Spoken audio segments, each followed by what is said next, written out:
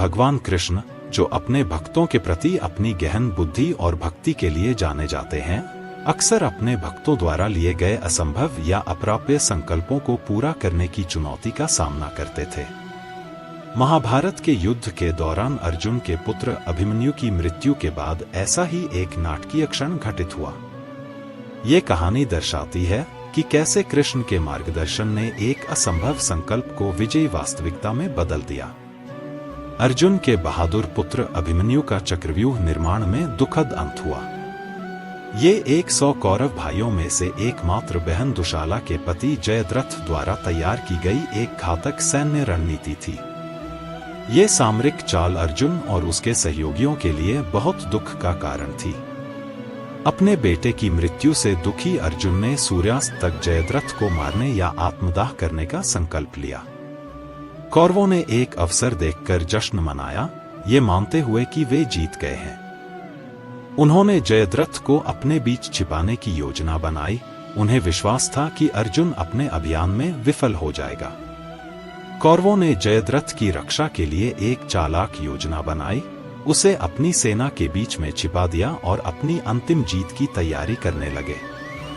इसके अलावा जयद्रथ के पिता वृद्धक्षत्र ने उसे वरदान दिया था कि जो कोई भी जयद्रथ को मारेगा, उसके सिर के जमीन पर गिरते ही उसके 1000 टुकड़े हो जाएंगे। किसी न किसी तरह अर्जुन की मृत्यु निश्चित थी। युद्ध के दौरान अर्जुन ने जयद्रथ को खोजने के लिए संघर्ष किया। जैसे जैसे शाम ढलती गई, भगवान कृष्ण ने अपने सुदर्शन चक्र का इस्तेमाल करके कुछ समय के लिए सूर्य को छिपा दिया, जिससे कौरवों को लगा कि सूर्यास्त हो गया है। जयद्रथ ने सोचा कि वो सुरक्षित है, इसलिए वो अर्जुन को चिढ़ाने के लिए बाहर आया। जब कृष्ण ने फिर से सूर्य को प्रकट किया, तो जयद्रथ को ज्ञात हुआ कि उसके साथ धोखा हुआ है। भयभीत होकर वो अपने गढ़ में वापस भाग गया। कृष्ण ने अर्जुन को सलाह दी कि वो अपना बाण इस तरह से चलाए कि जयद्रथ का सिर उसके पिता वृद्धक्षत्र की गोद में गिर जाए।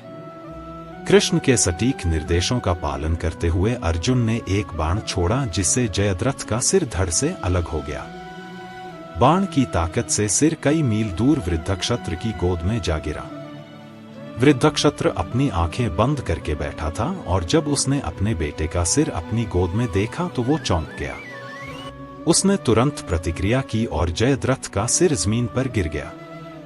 चूंकि यह वृद्धक्षत्र ही था जिसने जयद्रथ का सिर जमीन पर फेंका था, इसलिए वो 1000 टुकड़ों में फट गया और परिणामस्वरूप उसकी मृत्यु हो गई। भगवान कृष्ण की बुद्धि और रणनीतिक मार्गदर्शन ने अर्जुन की असंभव लगने वाली प्रतिज्ञा को वास्तविकता में बदल दिया। एक दिव्य गुरु के रूप में उनकी भूमिका अर्जुन के सामने आने वाली विकट चुनौतियों पर काबू पाने में महत्वपूर्ण थी, जो मार्गदर्शन और विश्वास की शक्ति को दर्शाता है। महाभारत की ये कहानी हमें सिखाती है कि एक सच्चे मार्गदर्शक या दिव्य उपस्थिति की बुद्धि और सहायता से सबसे कठिन कार्य भी प्राप्त किए जा सकते हैं।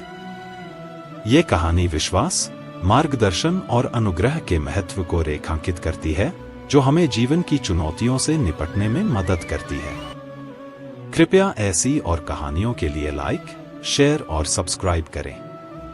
अपार प्रेम, विश्वास और श्रद्धा के साथ आइए कहें, जय श्री कृष्ण।